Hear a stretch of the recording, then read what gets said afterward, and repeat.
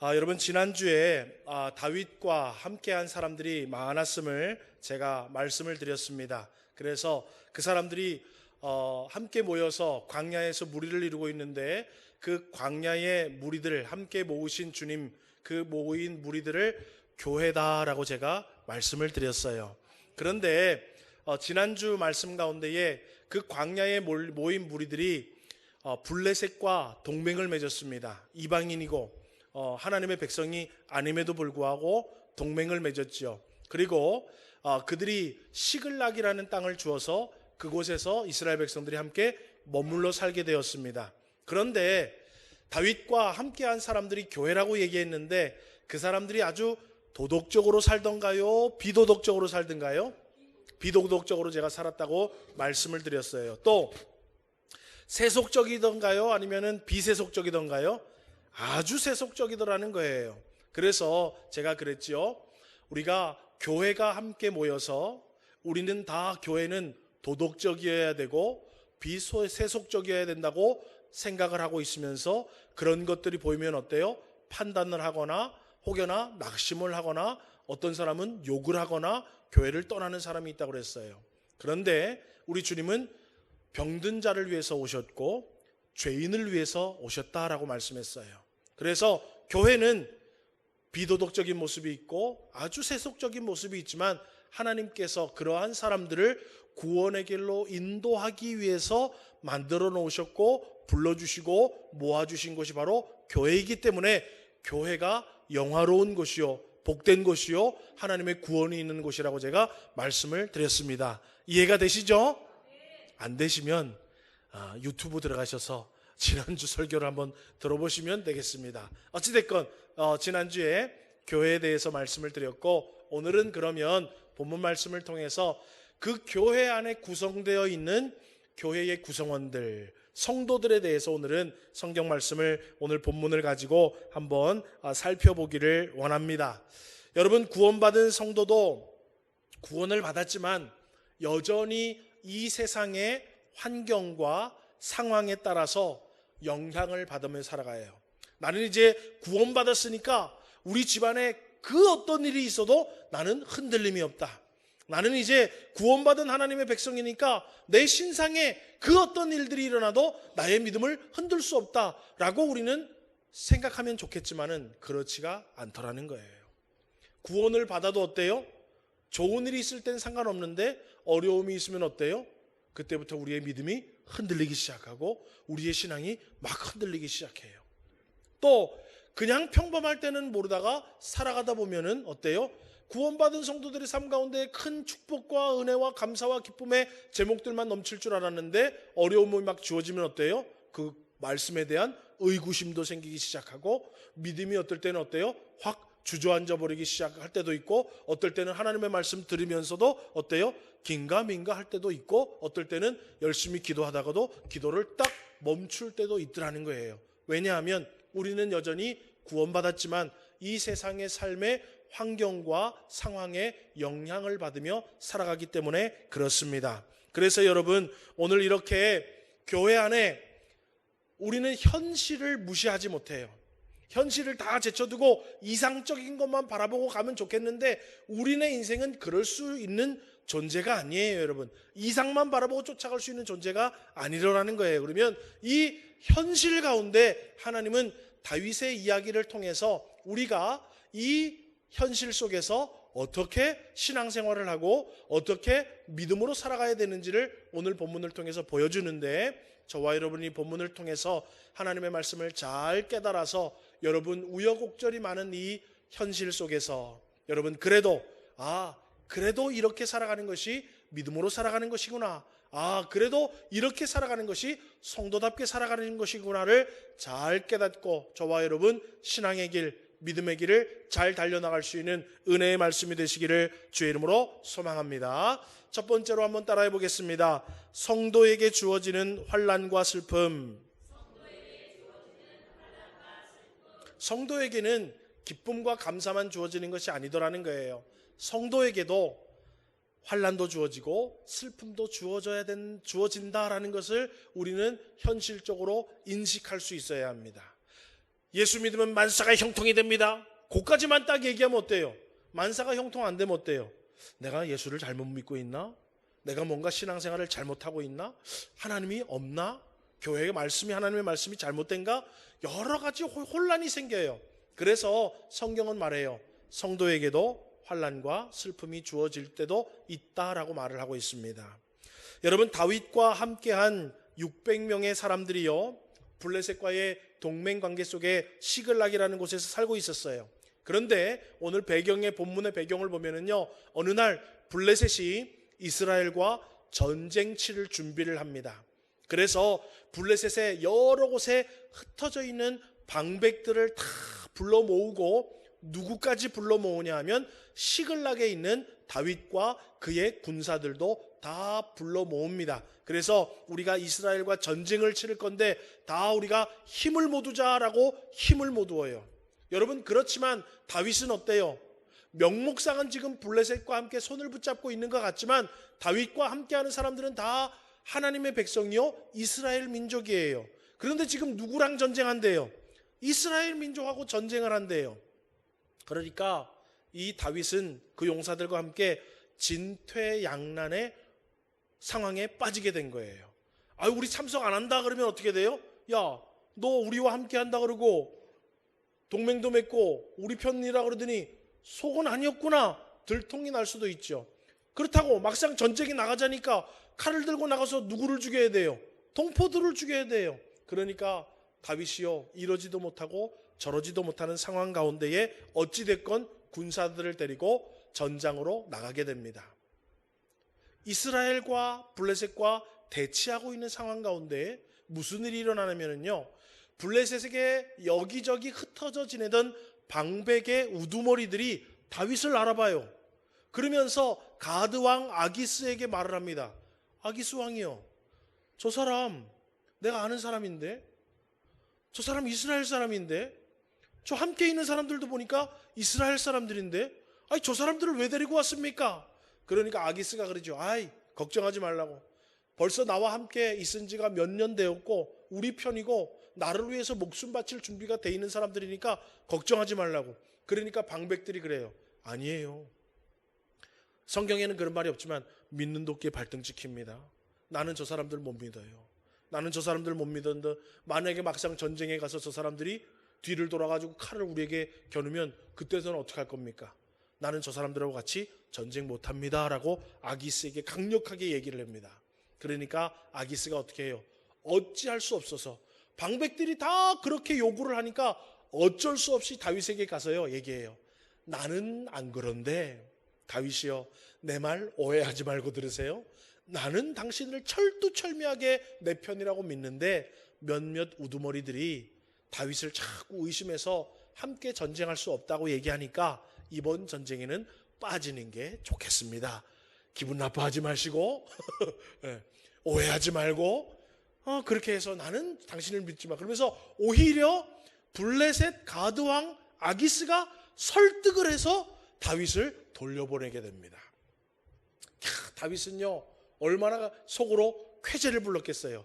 야, 하나님이 이렇게 피할 길을 주시는구나.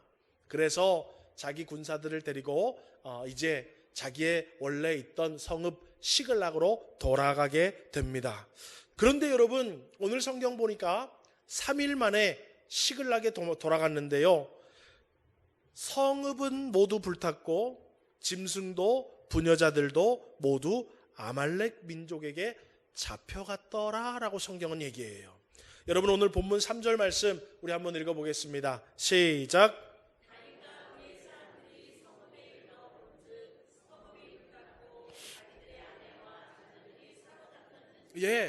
거기 갔다 온 사이에 3일 만에 아말렉 민족이 와가지고 남겨져 있던 모든 가족들을 다 사로잡아간 거예요. 그리고 집은 다 불태웠고 짐승들도 다 사로잡아가지고 쑥대밭이 되어 있더라라는 거예요. 여러분, 그런데 한번 잘 생각해 보세요. 지금 다윗을 찾아서 광야로 온 600명의 사람들은 원래 어떤 사람들이에요? 그 사람들은 이미 환난당한 자요, 빚진 자요, 마음이 원통한 자라라고 성경은 이미 우리에게 알려줬어요. 잘 살던 사람들이 아니에요. 이미 환난을 당했던 사람들이에요. 이미 경제적으로 한번 폭삭 망해서 빚을 진 사람들이에요. 이미 억울함이 목 끝까지 차서 원통이 가득 찬 사람들이에요. 그래서 이스라엘과 살 수가 없어서 광야로 와서 다윗과 함께 있는데, 그러니까 여러분, 다윗과 함께 시글락에서 가족들과 사는 게 그들의 유일한 삶의 낙이었어요. 그런데 지금 그것이 어떻게 된 겁니까? 다 무너져 내린 거예요. 이미 환난당했고 이미 빚졌고 이미 마음이 원통한데 와보니까 내 마지막 삶의 소망이었던 가족들이 다 아말렉에게 붙잡히게 됐고, 어렵게 한 마리 두 마리 세 마리 키워나가던 소와 양과 염소도 다 빼앗겨 버렸고, 어렵게 집을 지어서 내 보금자리를 만들어냈는데 다 불타버렸다라는 거예요. 여러분, 모든 것을 잃어버렸고 살아야 할 이유조차 모두 사라진 것입니다. 여러분, 오늘 저와 여러분요, 어떨 때는 집안에 우환이 있어서 교회에 나와서 하나님, 우리 집안에 이런 일들이 있습니다. 하나님 구원해 주옵소서. 하나님, 우리 가정 가운데 나에게 이런 질병이 주어졌습니다. 하나님, 나 이런 질병으로부터 좀 구원하여 주시고 치유해 주옵소서. 하나님, 내가 이렇게 저렇게 살아보려고 힘쓰고 애쓰고 있는데 삶이 녹록치가 않네요. 하나님, 우리 가정도 도와주시고 우리 자녀들도 도와주시고 나 좀 도와주옵소서 하고 하나님의 위로와 하나님의 도우심을 구하기 위해서 교회도 나옵니다. 또 하나님, 우리 가정 가운데 늘 평안을 주시고 우리 가정을 주님께서 붙잡아 주시고 우리의 가정을 좀 선한 길로 인도해 주시고 복된 길로 인도해 달라고 하나님의 또 은혜를 구하면서도 주님 앞에 나옵니다. 그런데 여러분, 하나님 앞에 원하는 구원이나 치유나 위로나 쉼이나 은혜가 아니라 오히려 신앙생활 열심히 하는데 환난과 슬픔이 성도의 삶을 엄습할 때가 있더라라는 거예요. 교회 나오면 좀 잘 될 줄 알았는데 오히려 교회 나왔는데 더 어려움이 주어지고, 삶 속에 구원을 바라보고 치유를 바라보고 회복을 바라보고 하나님 앞에 나와서 은혜를 구하는데 오히려 우리 가운데 질병이 주어질 때도 있고 문제가 생길 때도 있고 환난과 시험이 주어질 때도 있더라라는 것입니다. 그럴 때면, 그렇게 되면은요, 어때요? 예배하고 싶은 마음도 사라지고 기도하고 싶은 마음도 사라지고 입술의 찬송도 사라집니다. 감사도 사라집니다. 하나님의 말씀을 들어도 그 말씀이 믿음이 가지 않고 아멘이 나오지 않고, 이제는 하나님, 예수님, 성령님이 정말로 존재하는가, 나와 함께 하는가 라는 의구심이 생길 때도 있더라라는 것입니다. 여러분, 성도의 삶에도 슬픔과 환난이 주어짐을 기억하시기를 주의 이름으로 소망합니다. 자, 그러면 그런 성도지만 우리의 삶에 환난과 슬픔이 주어질 때 성도의 모습은 어떠해야 하냐? 그러면 우리는 목사님 어떻게 해야 됩니까? 열심히 교회도 나오고 열심히 직분자 생활도 하고 열심히 신앙생활도 하는데 우리 집안에 나에게 슬픔과 환난이 주어지면 어떻게 해야 됩니까? 우리 두 번째로 성도의 모습에 대해서 한번 살펴보겠습니다. 오늘 본문에 여러분 3일 만에 시글락으로 도왔더니 모든 것이 다 사라져 버렸어요. 그 사람들이 어떻게 됐는가? 첫 번째는 여러분, 우리에게 일반적으로 모든 사람에게 주어지는 일반적인 모습이 있어요. 환난과 슬픔을 당하면 우리 모두가요, 사절처럼 됩니다. 여러분, 우리 본문 4절을 한번 읽어볼까요? 시작.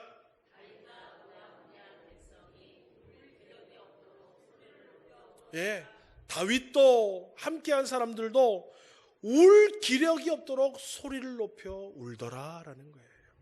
여러분, 얼마나 슬프겠습니까? 얼마나 슬프겠습니까?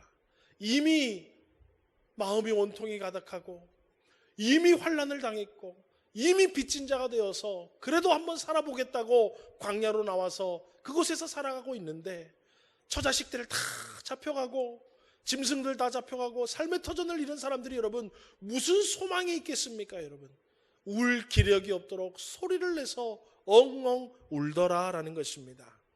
여러분, 우리도 그래요.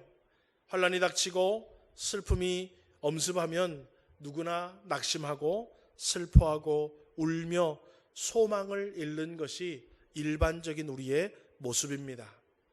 성경에는 야, 그래도 슬픔 가운데 환난 가운데 성도는 슬퍼하면 안 돼라고 성경은 말하지 않습니다.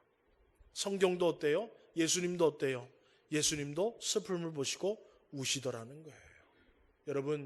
여러분 삶 가운데에 어려움이 주어질 때 울음이 난다고, 낙심이 된다고, 소망을 잃는다고 여러분 너무 스스로를 자책하지 마십시오.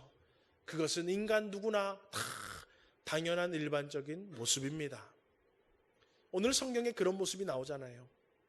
그리고 두 번째의 모습도 우리에게 소개되고 있습니다. 두 번째 모습은 뭐냐 하면 원망과 분노하는 모습이 오늘 성경에 기록이 되어 있습니다. 6절 말씀을 우리 한번 같이 읽어보겠습니다. 시작. 예, 엉엉 울고 이제 소리가 나지 않도록 엉엉 울고 나니까 마음속에 원망이 그때부터 막 가득 차기 시작하는 거예요. 그리고 그 원망이 분노로 표출되기 시작합니다. 그래서 원망의 대상, 분노의 표출의 대상이 누가 되냐 하면 다윗이 되는 거예요. 다윗, 너 때문에 괜히 거기 따라갔다가 우리 여기만 있었어도 아기스 왕이 가자 그럴 때 아이 우리 안 간다고, 이스라엘 백성들은 우리 어떻게 전쟁하냐고, 우리 안 간다고 양해만 구하고 우리가 여기 머물러 있었다면 아말렉이 왔을 때 우리를 지켰을 것인데, 우리 자녀들을 지켰을 것인데, 우리 가족들을 지킬 수 있을 것인데 당신이 그렇게 얘기하지 않고 우리 데리고 갔다 오니까 이런 참사가 일어나지 않았냐 그러면서 다윗을 원망하고 뭐 하자고요? 돌로 치자로까지 분노를 표출하더라는 거예요. 여러분, 오늘 누구나 어려운 일이 생기거나 원하지 않는 일이 생기면 누군가를 원망하기 마련입니다. 그리고 그 원망의 대상에게 우리는 분노를 발산하지요. 때로는 여러분 그 원망의 대상이 부모님이 될 때가 있습니다. 때로는 원망의 대상이 배우자가 될 때도 있고, 때로는 원망의 대상이 자녀가 될 때도 있습니다. 어떨 때는 신앙생활하다가 그 원망의 대상이 목회자가 될 때도 있습니다. 여러분, 환난과 슬픔을 당한 자가 원망하고 분노하는 것은 여러분, 아유 나는 그래도 그러지 말아야지 하지만 여러분 당해보십시오. 누구나 다 마음속에 원망이 끓어오르고 분노가 가득 찹니다. 여러분, 원망하고 분노하는 것은 누구나 다 할 수 있는 거예요. 예수 믿는 사람이든 믿지 않는 사람이든. 그런데 여러분, 이제 이 마지막 세 번째가 중요해요. 모든 사람들이 다 슬퍼하고 모든 사람들이 다 원망하고 분노합니다. 뭐가 주어지면? 환난과 슬픔이 주어지면.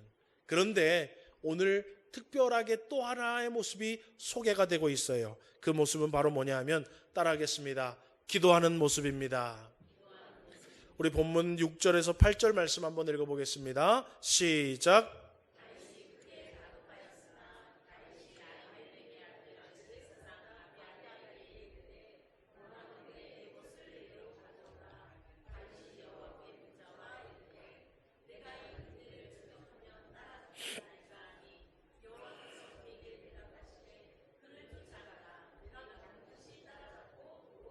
예, 여러분 오늘 여기 보니까 다윗도 크게 다급했다라고 되어 있어요. 아니 사람들이 여러분 돌을 들고 와가지고 때려 죽인다 그러니까 여러분 얼마나 다급하겠어요, 그죠? 그럼에도 다윗은 조금 다른 모습을 보여줍니다. 여러분, 우리 모두 다 슬프 울 수 있고 원망할 수 있고 분노를 막 표출할 수도 있어요. 그런데 오늘 다윗은요, 다급했지만 제사장 아비아다를 불러요. 그리고 에봇을 가져와라. 그래서 하나님께 묻자와 이르되, 하나님 앞에 기도하는 거예요. 하나님, 어떻게 하면 좋겠습니까? 이 사람들 형편 아시지 않습니까? 이 사람들 원래 환난당한 사람들입니다. 원래 원통한 사람입니다. 원래 빚진 사람입니다. 이 사람들 속된 말로 지금 다 눈이 돌아갔어요. 이 사람들 지금 무슨 일을 저지를지 모릅니다. 여러분, 하나님 어떻게 하면 되겠습니까? 다급했지만 여호와께 물었어요. 그러니까 주님이 뭐라고 얘기합니까? 쫓아가라. 네가 반드시 따라잡고 도로 찾으리라. 할렐루야. 여러분, 우리는요, 마음의 삶 속에 환난이 주어지고 슬픔이 주어지면 울 수도 있고 원망할 수도 있고 분노를 표출할 수도 있지만은 거기에 한 가지 더 추가해야 돼요. 기도할 수 있어야 합니다. 기도하면 하나님이 그 슬픔과 환난 가운데에 해결책을 주시더라라는 거예요. 여러분, 환난이 찾아오고 질병이 주어지고 고난과 슬픔이 주어질 때 성도로서 낙심할 수 있고 슬퍼할 수 있고 주저앉을 수 있습니다. 그거 하지 말라는 게 아니에요. 막 울고불고 아유 목사님 어떻게 해요? 여러분, 그게 부끄러운 게 아니에요. 저도 그럴 거예요. 아마 저도 환난이 주어지고 슬픔이 주어지면 목사지만 목사니까 그래도 하나님이 알아서 할 거야 그러겠습니까? 저도 울고불고 누구를 원망할 수도 있고 누구 분노를 표출할 수도 있어요. 그렇지만 우리는 거기에만 멈추면 안 되고 하나님 앞에 나와서 다급하지만 정신이 없지만 눈물이 앞을 가리고 살 소망이 없지만 우리는 다윗처럼 하나님 앞에 나와서 여호와께 묻자옵고 여호와께 기도할 수 있는 저와 여러분 되기를 주님의 이름으로 축원합니다. 그러면 하나님이 이길 힘을 주시고 위로를 주시고 피할 길을 주시고 담대함과 평안함과 놀라운 기적으로 우리를 도와주실 줄 믿으시기를 주의 이름으로 소망합니다. 여러분, 원망하고 슬퍼하고 분노를 표출하는 데서 멈추지 마시고 한 단계 더 기도하는 자리에 나올 수 있는 우리 모든 주의 성도님들 되시기를 주의 이름으로 소망합니다. 마지막으로 오늘 본문을 통해서 세 번째로 살펴볼 것은 따라 보겠습니다. 복음의 능력. 여러분, 우리가 믿는 것은 무엇입니까? 복음 아닙니까? 그죠? 우리가 이 땅 가운데 살아가면서 무엇을 믿고 살아가냐면 복음을 믿고 살아가요. 그 복음이 무엇입니까? 우리에게 구원을 주는 거라는 거예요. 여러분, 로마서 1장 16절 사도 바울이 복음에 대해서 뭐라고 얘기했는지 한번 읽어보겠습니다. 시작. 내가 복음을 부끄러워하지 아니하노니 이 복음은 모든 믿는 자에게 구원을 주시는 하나님의 능력이 됨이라. 할렐루야.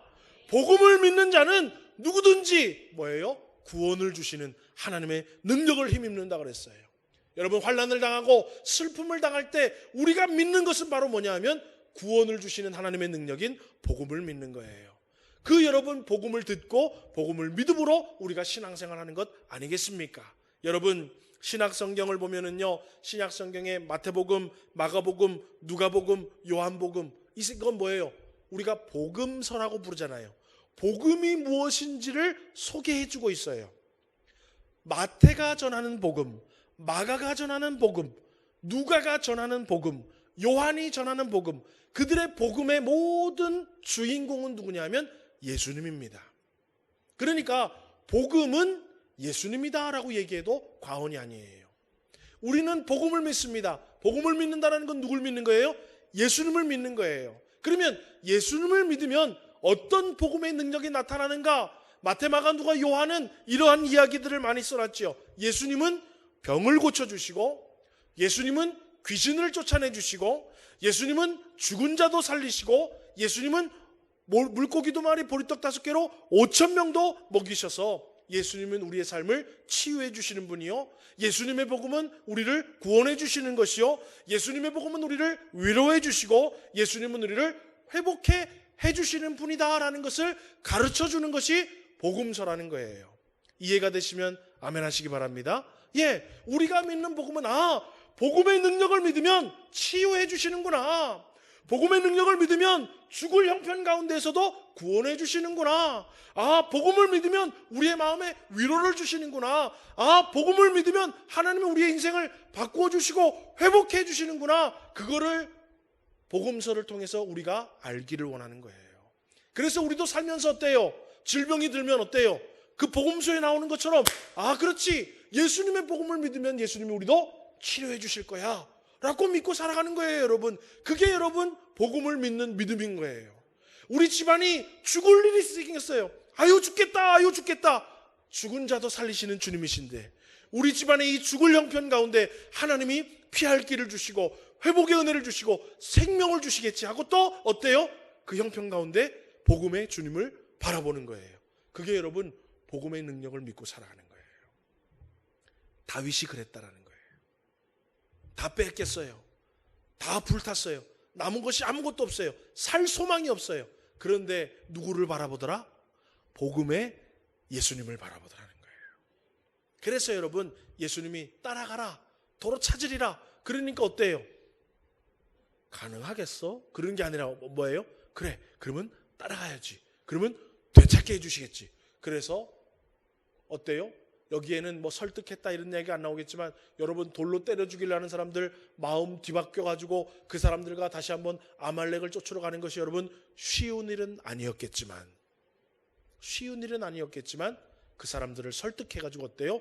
무기를 다시 차고 아말렉을 쫓아가기 시작합니다.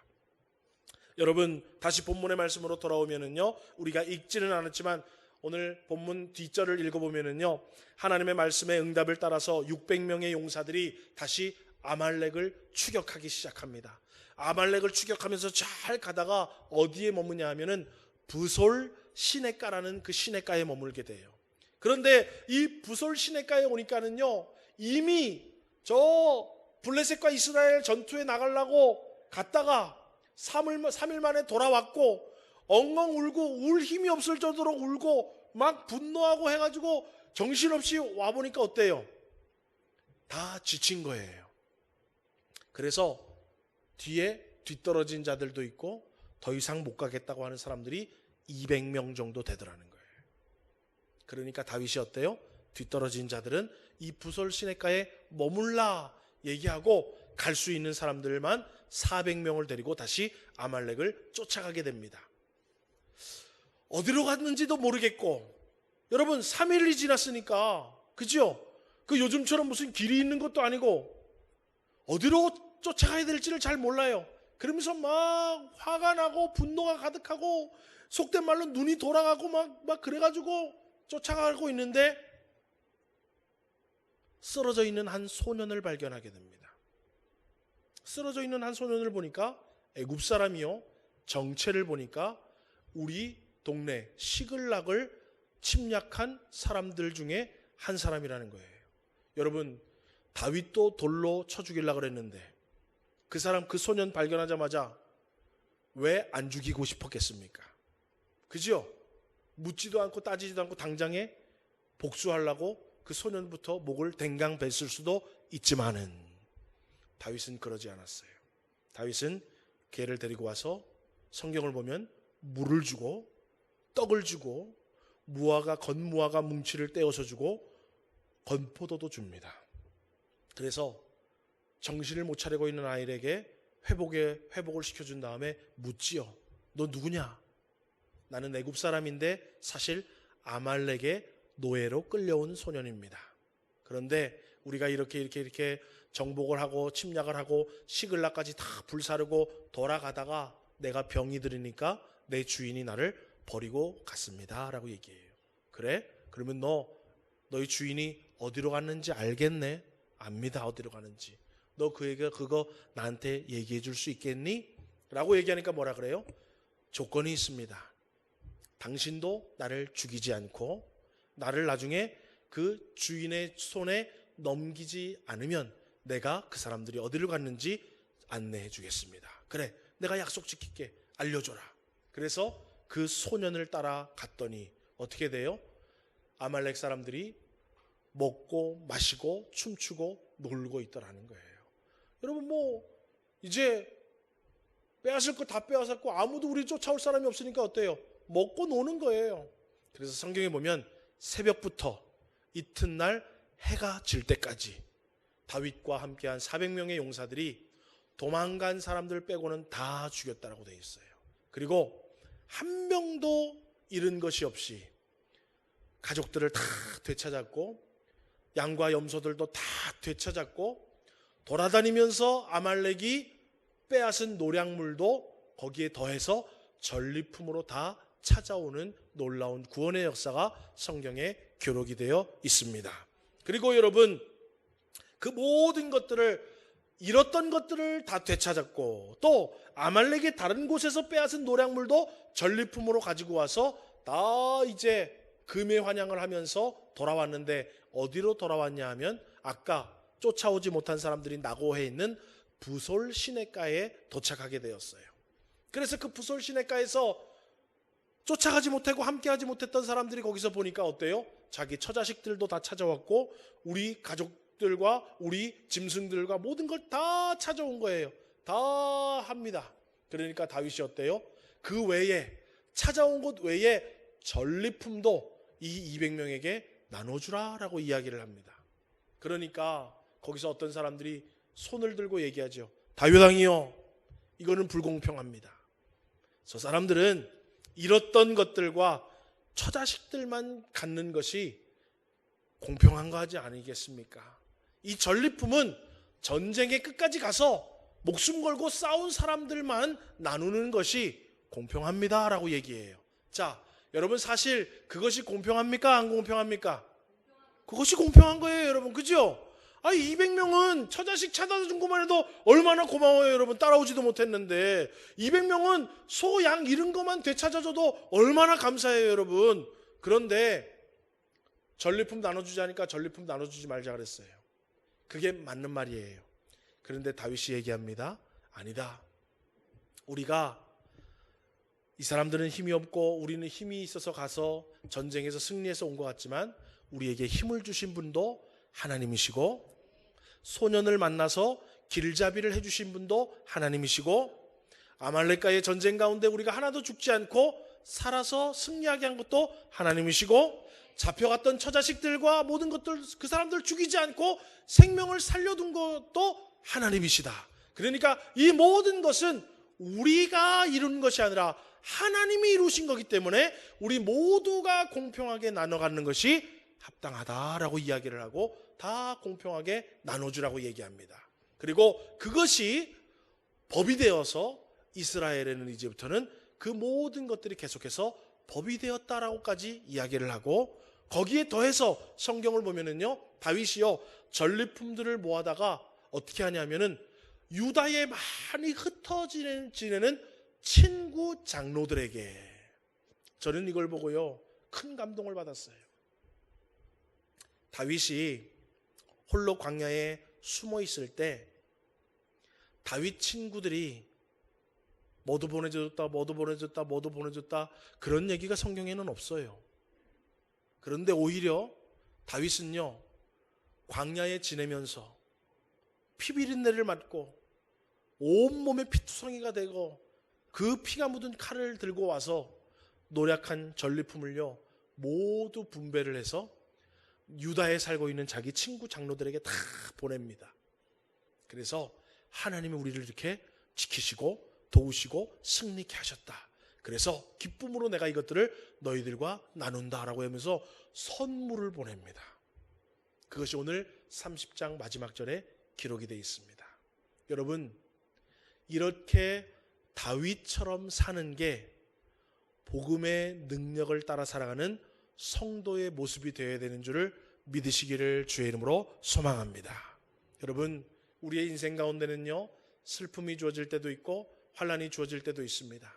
그래서 슬픔과 환난 때문에요 눈물이 내 눈앞을 가리고 막 마음속에 원망이 나오고, 어떨 때 하나님도 원망할 때가 있어요.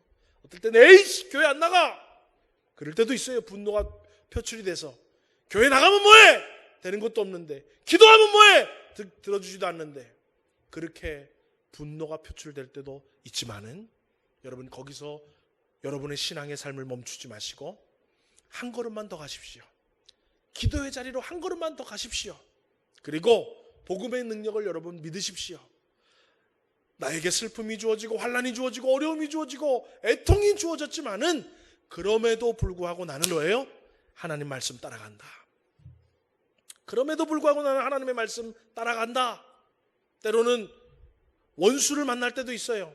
단칼에 보복을 할 수 있는 사람을 만날 수도 있지만은 주님은 원수도 사랑하라 라는 게 또 우리 주님의 복음이에요. 그래서 물을 주고 빵을 주고 무화과 뭉치를 주고 건포도를 줬더니 오히려 그 소년이 어떻게 돼요? 길을 알려주더라는 거예요. 단칼에 죽여도 속이 시원하지 않지만은 오히려 선을 베풀고 오히려 그를 하나님의 사랑으로 품어줬더니 그것이 오히려 어때요? 나의 삶의 길잡이가 되더라는 거예요.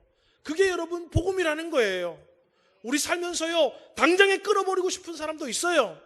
안 보고 싶은 사람도 있고 말 섞고 싶지 않은 사람도 있지만은 그리스도의 사랑으로 품어주고 허물을 덮어주고 손을 붙잡고 함께 동행하면 언젠가는 그 사람이, 하나님이 그 사람을 통하여 나에게 놀라운 복음의 은혜를 줄 때도 있더라라는 거예요. 그리고 여러분 600명이 다 같이 군대를 이끌고 가다가 200명은 어때요? 부솔 시내가에서 낙오를 합니다.